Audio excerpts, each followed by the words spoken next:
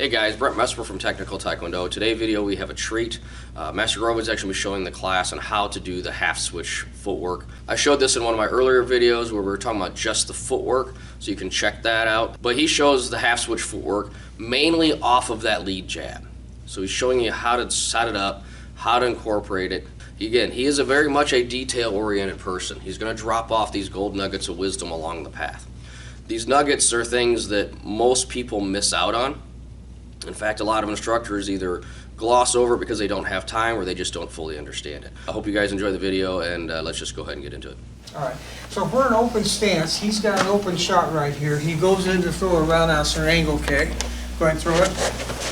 We're going to stick a jab right in his chest as he's coming in for that kick. You may not get a point for it, but you got to shut down that attack. So as he comes in, wham! You have to do a little lunge on it to get in there and make the distance, and you're going to throw a lead jab. What we want to do right now is we're going to study this jab. I'm going to aim toward this shoulder right here. If he's on the other side, I don't get a good of a hit on it. All I'm going to do right now is just work on the shoulder and the hip, and then the weight transfer onto the front foot. So I'm here, just like that, okay? Just a short jab right into the body. All right, I'll get back here.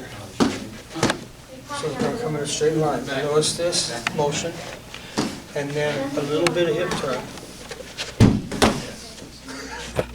All right, basic punch, middle punch. Ready? 1, 2, 3, 4, 5. Okay, good. That's how 90% of the schools out there teach basic middle punch.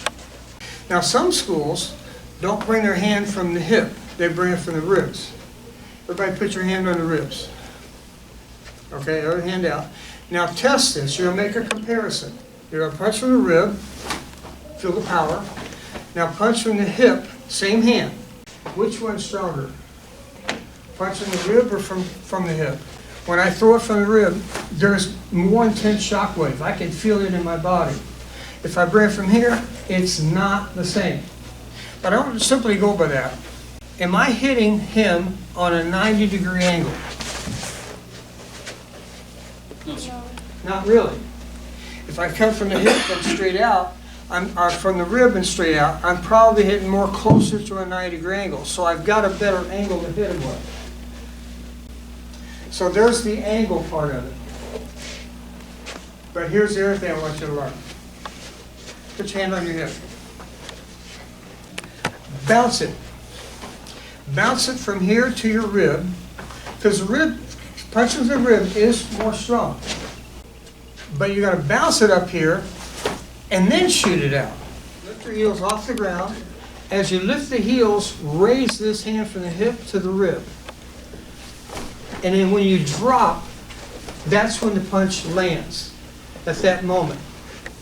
You're going to feel more shock wave, higher impact. When you do a basic punch, whoever fights this way, nobody really fights that way, but we have it in our forms, we learn it that way.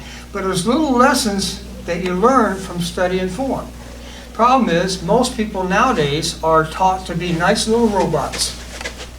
I'm a robot. My instructor said, put my hand up, make the punch. It's just like a little robot. That's not what Taekwondo is. So when you go to lift this hand up, watch this hip cock. The hip comes up like this, all right? The hand lifts, heels come up off the ground, the hip whips forward, and as this hits, this whips back.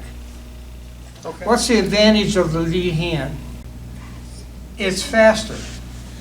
So if I'm standing here, all right, move in toward me, back up.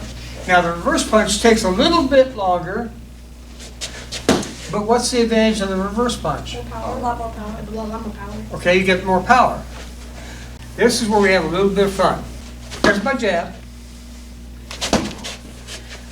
Right when I jab, I'm going to switch feet.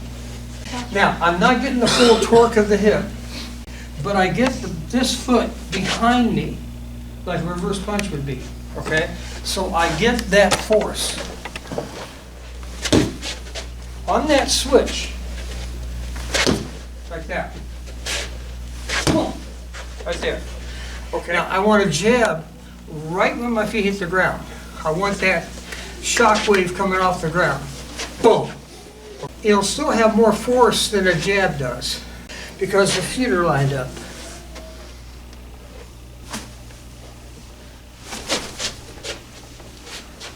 Right when the feet, this is the bounce. All right? Wham! I'm bouncy. Like that. Like that. Now a little bit to the shoulder. Get that lift on it.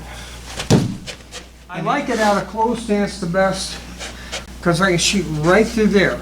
Now if he brings this hand across, when I bounce up, I can knock this down on the way in. It's one movement. And I can still get that punch in. If it's up, if you've got both hands up,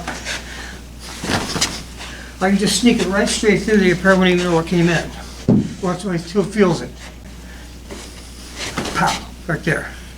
All right, a nice quick bounce, like that. And the hands, bounce them up, and then make the move. The backhand is my defensive hand. It's a little bit of a churning motion, a little bit of a rotation like this. Pow, like that. And again, put your guard up. If I come in and smack his arms down with my two arms, that's the movement, okay? So if I knock him down and then throw the punch, he got nothing to block with. So that's available. It's part of it. I'm going to begin to move my body weight forward. I don't move my hands until my weight is over my foot. And then it's too fast and then react. Okay? So I want to press forward first, and then I'm going to make the switch.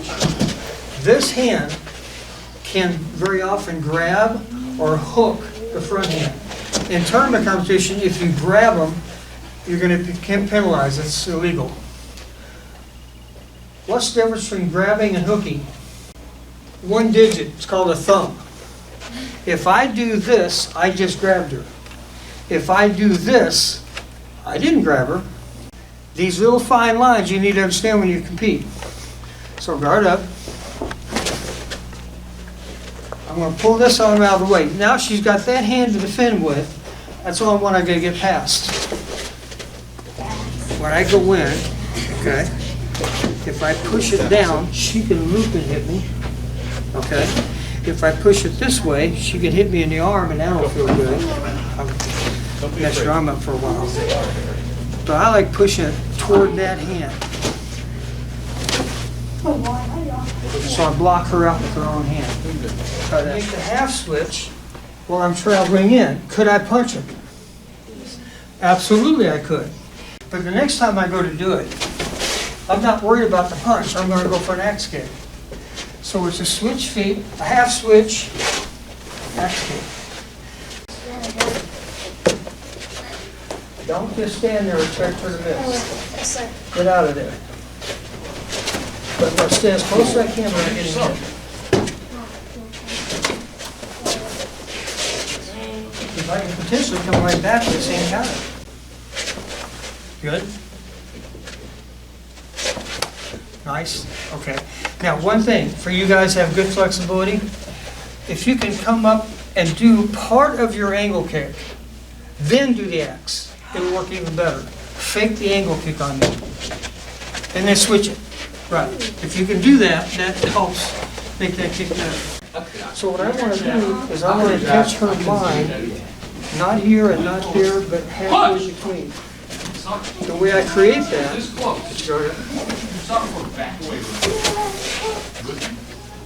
right? I move this hand first. Now she sees this and she's got to respond to it. That has nothing to do with this. But it made you a half beat late. You're in doyo. Hook kick can work off this. Side kick can work off this. Okay? If you see me backing away, jump side kick with your left foot. You can get them with that left foot. So if I back away, if I'm kicking out and I back off, you can get them with a flying side kick. Jump. Right. Okay? So it can work off of that. Thank you guys for watching. I hope you guys enjoyed it. I hope you learned something. I hope you guys caught some of those nuggets that Master Grove dropped off along the way. This is what he does. So hope you guys enjoyed the video. Thank you for watching. If you like what we're doing, please hit that like and subscribe button. And until next time, God bless and keep on kicking.